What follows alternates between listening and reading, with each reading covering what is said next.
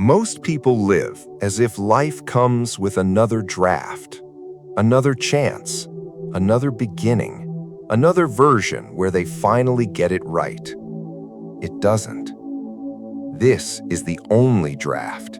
It is written in ink, not pencil. That changes everything. A pencil assumes mistakes disappear. It assumes tomorrow will erase today's hesitation.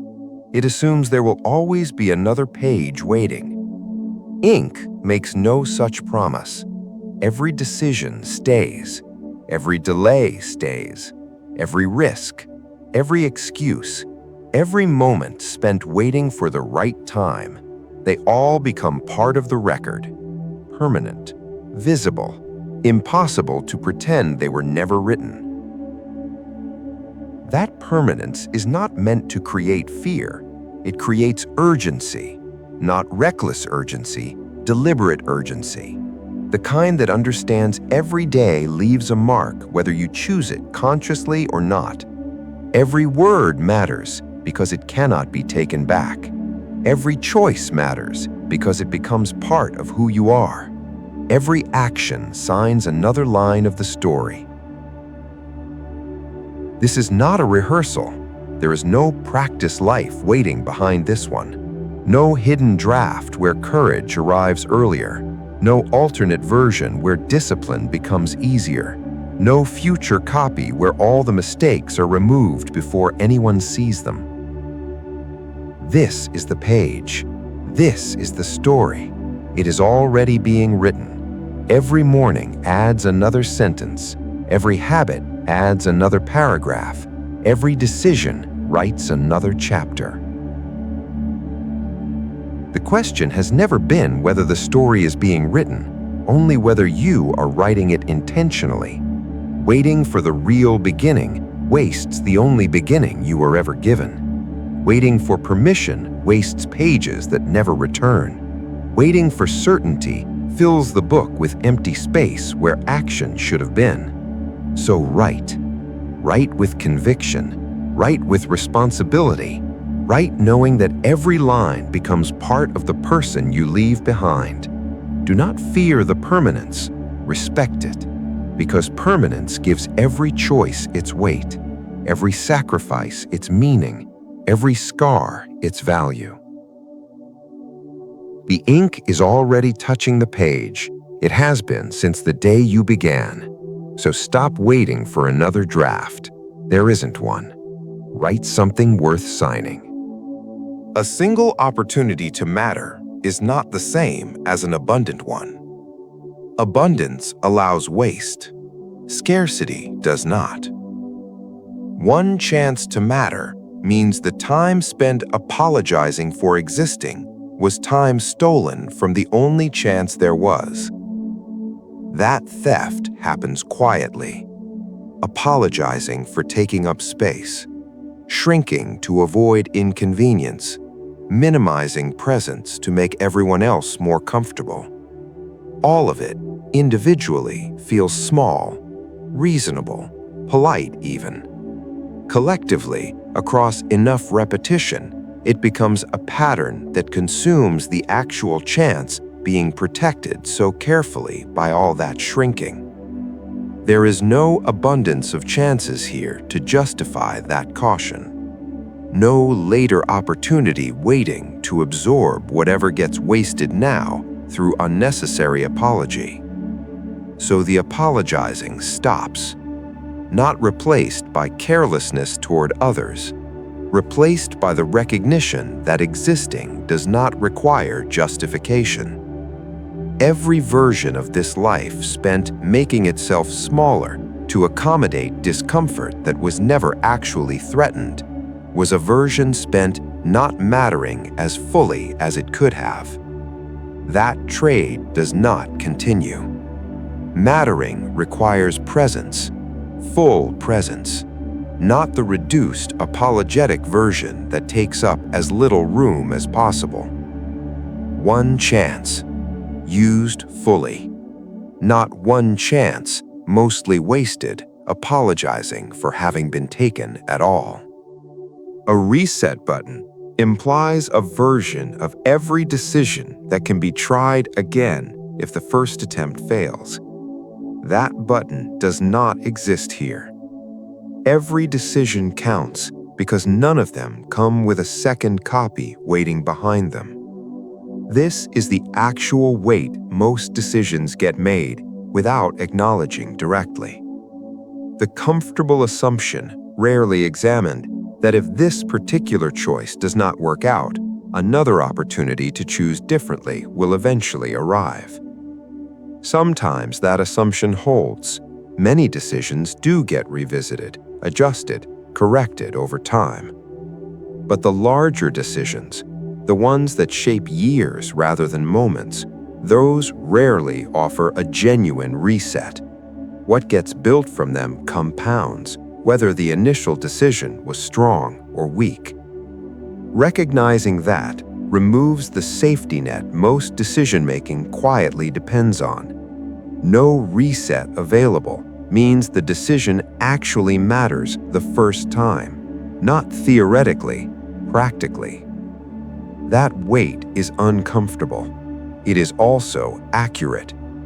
So decisions get made with the full understanding that this is the only version being produced, not a draft to be corrected later, the actual decision, standing permanently, contributing to whatever gets built from this point forward. That permanence is not paralyzing, it is clarifying. It removes the excuse of treating any decision as low stakes simply because a reset feels theoretically available. It is not available. Every decision stands. There was a habit, quiet and persistent, of living as though the current stretch was temporary, as though a better version of this same life was waiting somewhere ahead, ready to correct whatever the current version got wrong. That habit stopped. There is no other life waiting to fix this one. This is the one being lived and the one being fixed simultaneously. Living like a fix is coming produces a specific kind of neglect. Why address this now if a better version handles it later? Why fully inhabit this stretch if the real living starts once conditions improve? That neglect compounds. Every deferred decision, every postponed effort, every moment treated as less real because a more real version was assumed to be coming. None of that assumption was ever accurate. There was no other version waiting, only this one, requiring the fixing to happen inside it, not delegated to something that does not exist. Recognizing that changes the relationship with the present stretch completely. It stops being the placeholder. It becomes the only actual material available to work with. So the fixing starts here, now, inside the actual conditions currently present, not deferred to a future version that was never going to arrive to handle what got avoided.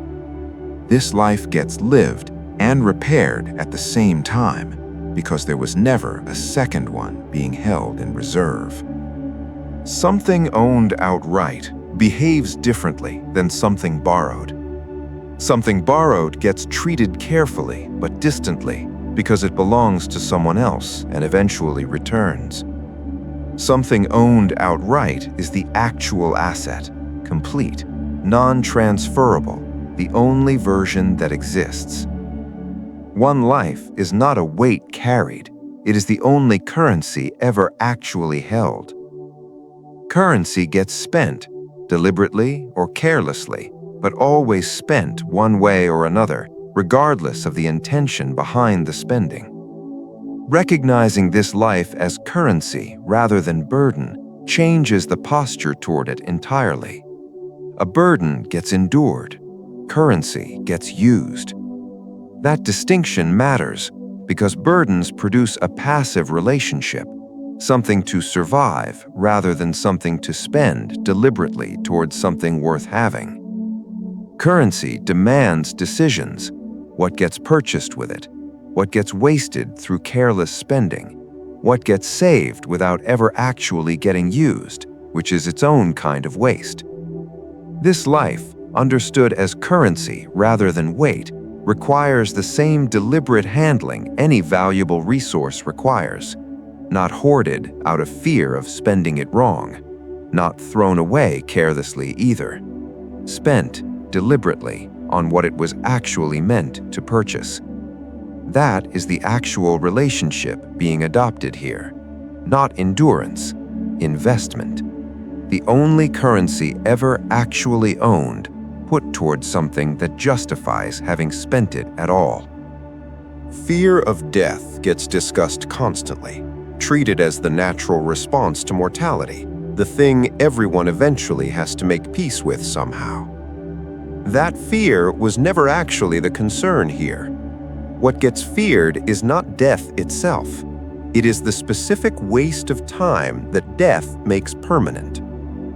Death, understood clearly, is simply the boundary, the edge of the available time, not something to be feared for its own sake, because fearing an edge does nothing to move it or change its arrival. What deserves fear is different entirely.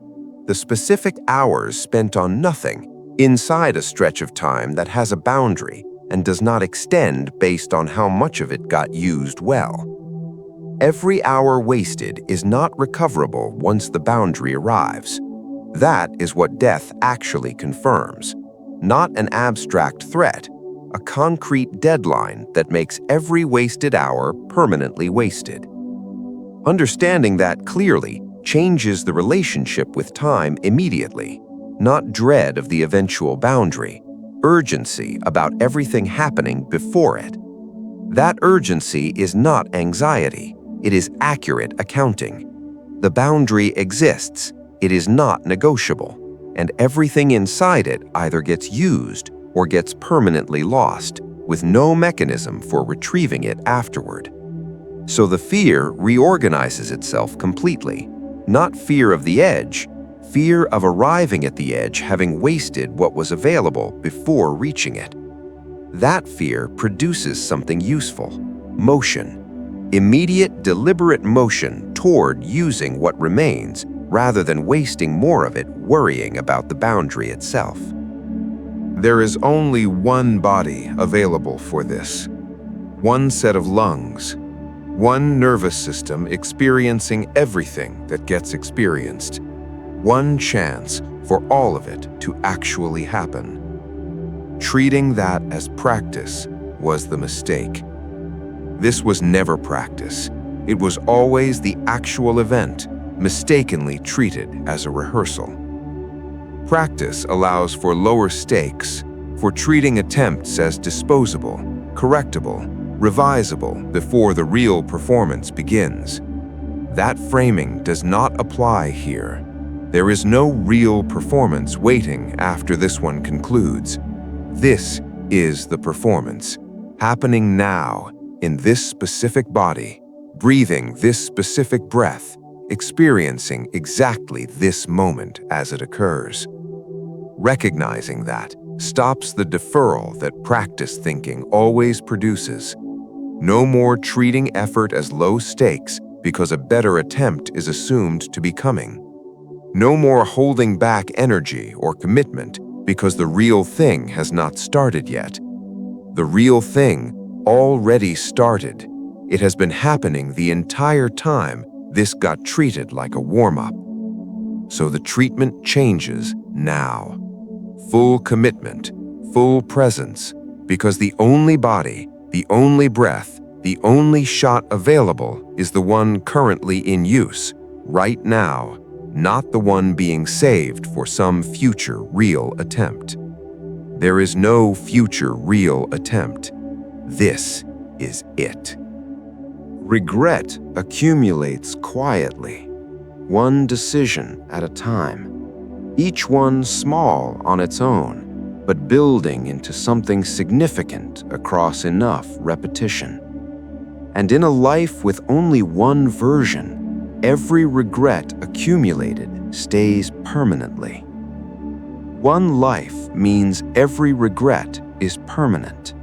That permanence is what stopped the collecting. A regret in a life with multiple attempts might eventually get resolved, corrected, replaced by a different outcome in some later version. That correction mechanism does not exist here. What gets regretted stays regretted, permanently attached to the only record being produced. Understanding that permanence changed the entire relationship with decisions that risked producing regret, not avoidance of risk entirely, which would produce its own permanent regret eventually. A more careful calculation about which risks were actually worth taking, and which decisions were simply careless enough to guarantee permanent regret without producing anything worth the cost. That calculation is not about eliminating regret completely. Some regret is unavoidable in any life fully lived. It is about reducing the unnecessary regret, the kind produced by carelessness rather than genuine risk, the kind that comes from decisions made without full attention rather than decisions made with full attention that simply did not work out. The collecting stopped, not because decisions stopped being made, because the decisions started being made with the full understanding that whatever gets attached to them stays attached permanently, with no mechanism for quiet removal later. There's no other copy being produced somewhere else. No parallel attempt running simultaneously, testing a different set of choices that eventually gets compared against this one to determine which produced the better outcome. This is the only copy. This is it, the only one being made. Every decision makes it count or wastes the only chance it had to. Understanding that eliminates a specific comfort most decision-making quietly relies on. The comfort of assuming that if this particular version does not turn out well, some other version is handling things differently somewhere and might turn out better. That other version does not exist. There's no comparison happening, no parallel outcome to fall back on if this one falls short. So making it count is not optional, in the sense that failing to make it count does not simply produce a worse outcome that gets balanced by a better outcome elsewhere. It produces the only outcome that was ever going to exist, nothing to balance it against, nothing else running in the background as a backup.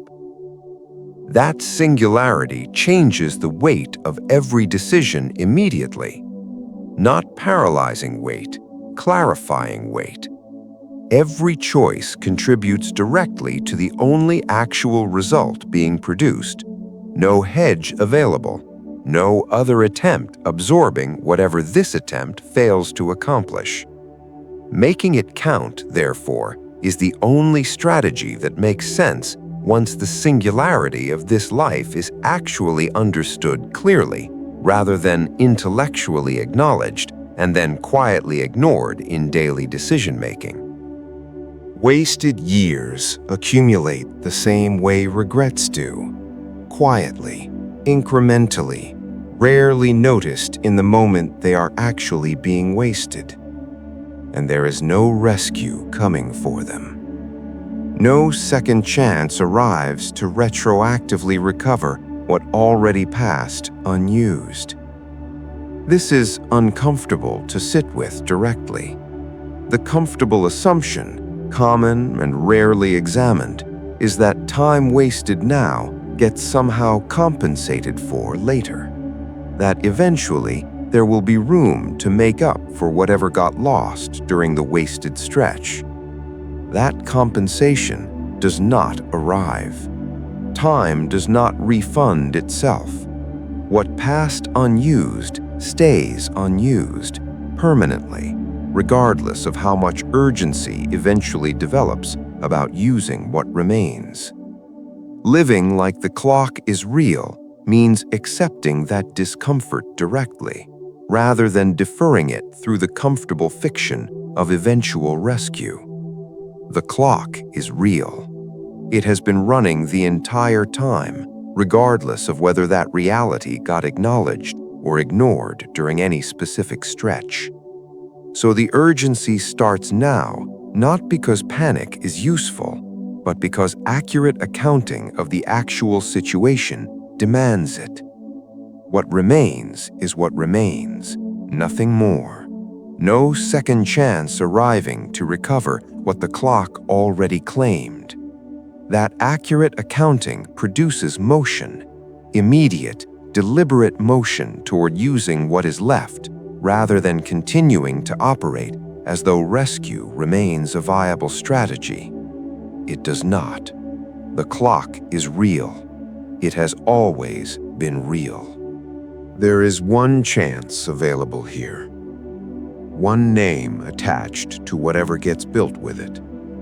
One story accumulating across the actual years being lived that eventually becomes the complete record. That story deserves attention. One story means the ending is being written right now, not someday later when the writing feels more ready. Most people treat the actual telling of their story as something that happens automatically, requiring no deliberate attention, simply accumulating as a byproduct of however the years happen to unfold. That passive relationship produces a passive story, interesting mostly by accident, if at all. A story worth telling requires the same deliberate attention any worthwhile creation requires, not performed for an audience, built honestly through decisions that actually reflect what the name attached to the story is meant to stand for. That building happens daily, not through dramatic singular moments alone, through the accumulated weight of ordinary decisions made consistently enough that they eventually add up to something coherent and worth the telling. There is no second story being written under a different name, available to absorb whatever this one fails to accomplish. One name, one story, being written right now in the actual decisions happening today, not in some future stretch when conditions finally feel appropriate for the writing to begin in earnest. It already began. It has been happening the entire time. Legacy gets discussed as the reason for building anything significant. What gets left behind? What continues after the builder is no longer present to witness it directly? That was never the actual motivation here. Building happens because this life is the only proof that any of it actually happened at all.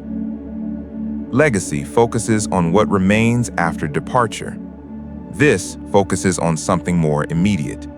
The evidence, accumulated in real time, that this specific existence actually occurred, actually mattered, actually produced something beyond simply passing through unnoticed. That evidence is not for anyone else's benefit primarily. It is not performed for future audiences who might eventually appreciate what got built. It is the actual record of having been here, having done something with the one available chance rather than simply occupying space until the chance expired.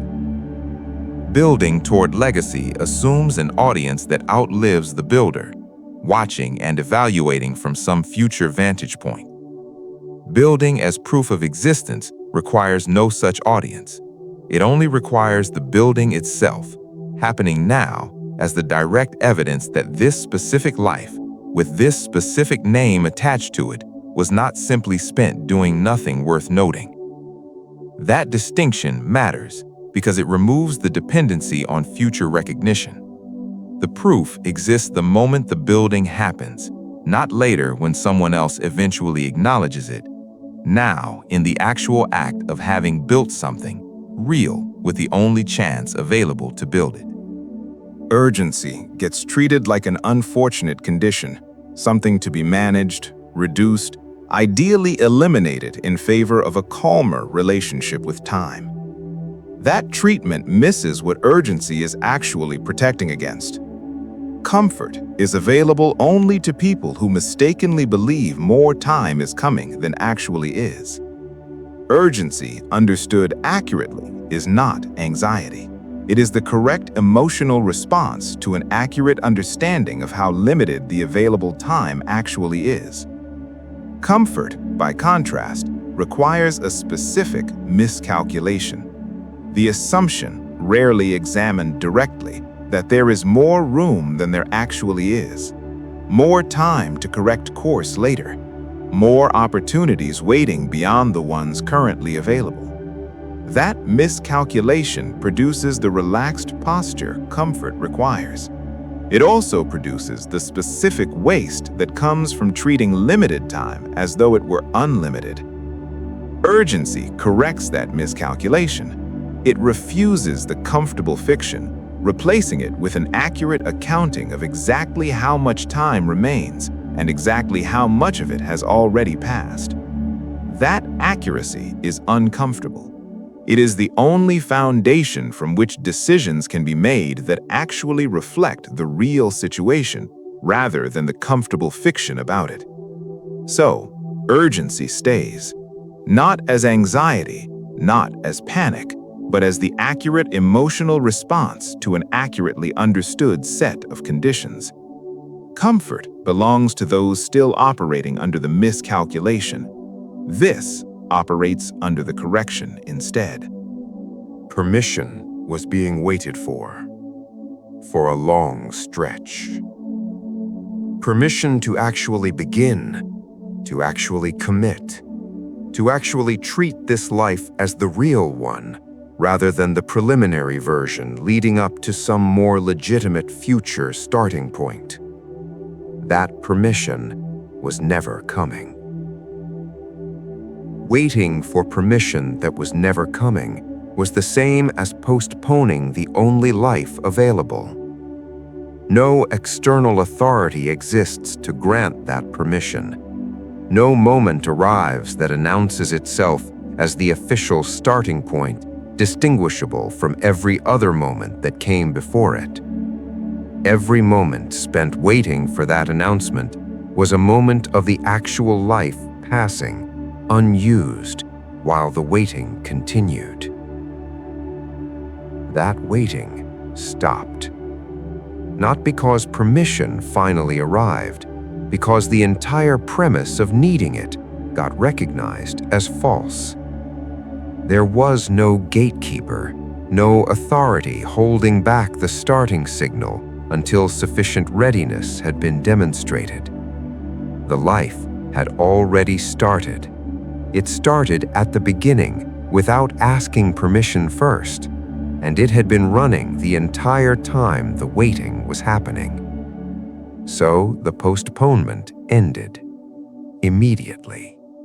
Not because conditions finally became ideal, because the recognition arrived that ideal conditions were never actually required, and permission was never actually going to be granted by anyone, because no one was ever actually holding it.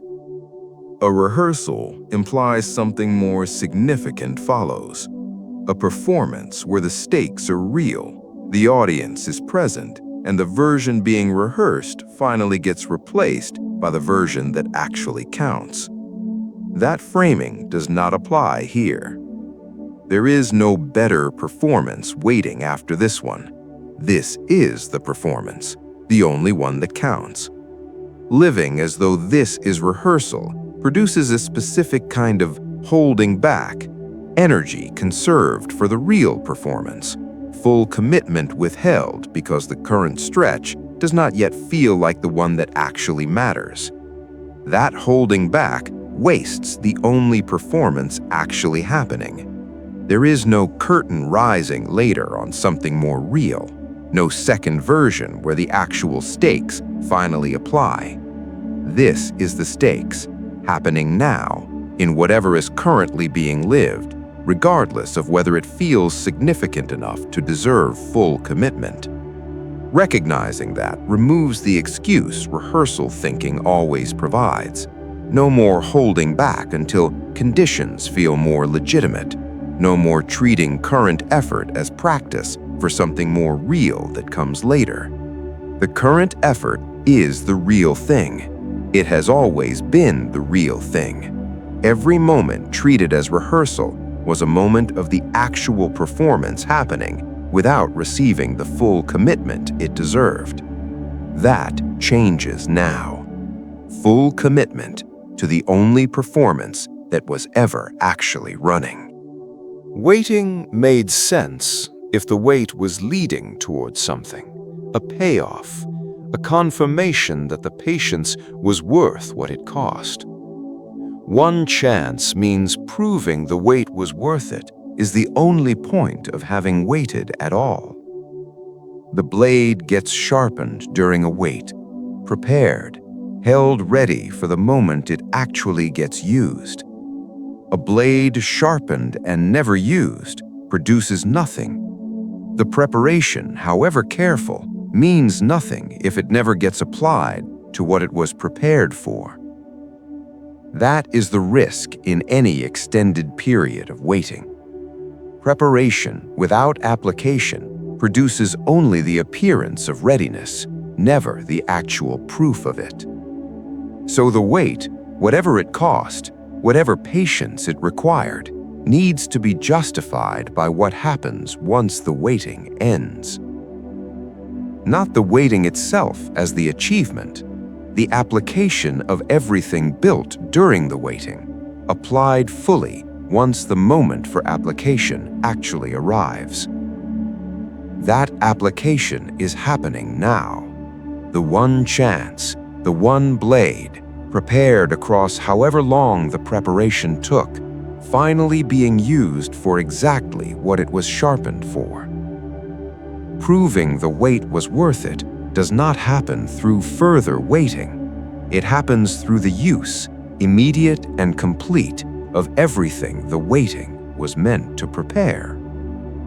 Time gets treated as something owned outright, freely available, spendable without much thought about the actual balance remaining. That treatment was inaccurate.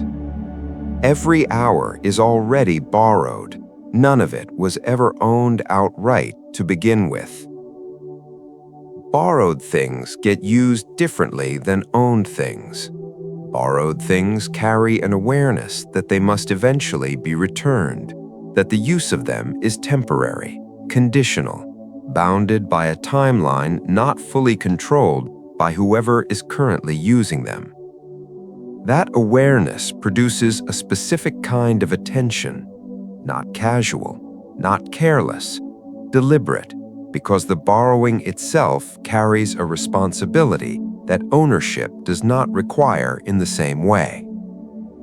There is no relived version of any hour once it passes, no mechanism to reclaim it, extend it, or use it again differently if the first use fell short of what it could have been.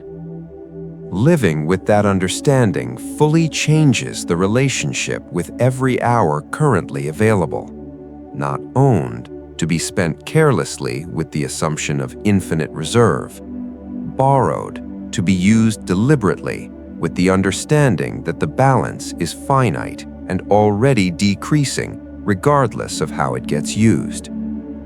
So every hour gets treated accordingly, as borrowed, as something requiring the specific attention that borrowed things require. Not because ownership was denied out of cruelty, but because that is simply the actual condition every hour has always existed under. The deal was never complicated. One life. That is the entire arrangement. No negotiation clause, no option to request more once the terms became clear. Stopped negotiating for more and started using what was actually available. Negotiation assumes leverage, some position from which additional terms might be extracted, some argument compelling enough to change the fundamental arrangement already in place. That leverage does not exist here. The arrangement is fixed, one life, presented without room for amendment, regardless of how compelling any argument for more might feel in the moment it gets constructed. Recognizing that ended the negotiation entirely, not because the desire for more disappeared, because the negotiation was never actually available to begin with, and continuing to pursue it wasted attention that belonged to the actual, fixed arrangement already in place. That redirection changed everything about how the available resource got approached, not mourning the absence of more, using, deliberately and completely, exactly what the fixed arrangement provided. One life, the whole deal. No negotiation pending, no additional terms arriving later to expand what was already, permanently, the complete arrangement. Using it fully became the only strategy that actually made sense once the fixed nature of the arrangement was fully accepted, rather than continuously, uselessly contested. An epilogue implies a chance after the main story concludes to add something the main story missed, a correction, an opportunity to try harder somewhere beyond the actual narrative that already happened. There is no epilogue. The trying has to happen inside the story itself, while it is still being written. That absence removes a specific comfort many narratives quietly depend on, the assumption that whatever gets missed in the main telling can eventually be addressed afterward in some appended section that corrects or completes what came before it. No such section exists here. Whatever effort does not happen inside the actual timeline of this life does not get a later opportunity to happen retroactively, appended after the fact. Understanding that removes any remaining excuse for deferring the trying. No epilogue waiting to absorb the effort currently being postponed. No appendix where the harder version of this story finally gets told once the main narrative has already concluded. The main narrative is the only narrative. Everything that matters has to happen inside it, while it remains open, while there is still room to actually write something into it, rather than merely reflect on what already got written. So the trying happens now, not deferred to an epilogue that does not exist, inside the actual ongoing story, while there is still space remaining to fill it with something worth having tried for. People talk about wasted time as if it simply happened, as if days disappear on their own, as if life quietly slips away without anyone choosing it. It doesn't. Every wasted day was a decision. The moment you see that, you stop making it. That truth is uncomfortable because it removes the easiest excuse. A wasted day wasn't stolen. It wasn't hidden. It wasn't forced upon you. It was built. One distraction, one delay, one excuse, one promise to start tomorrow, repeated often enough until weeks became months and months became years. Not by accident, by choice. That realization carries weight, but it also carries freedom, because what is chosen can be chosen differently. The same decisions that built a life of postponement can build a life of purpose. 1 hour at a time, one morning at a time, one deliberate choice after another. Everything has been leading to this. There is no second draft, no backup life. One chance to matter, one story being written in permanent ink. No reset button waiting after this chapter. No future version of yourself coming back to rescue the present one. Your time is currency. Spend it. Your body is the only one you'll ever own. Use it. Your breath is happening now, not in rehearsal. Regret has already collected enough. It gets nothing else. Permission was never coming. The clock has never stopped. The pages have never stopped turning. The story has never paused while you figured things out. Every hour has always been borrowed, never owned. Everything points to the same decision. Not someday, today. This day will become part of your life, whether you use it or waste it.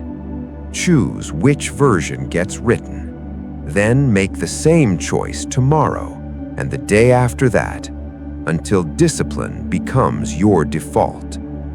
One life, one story, one day at a time. Use this one.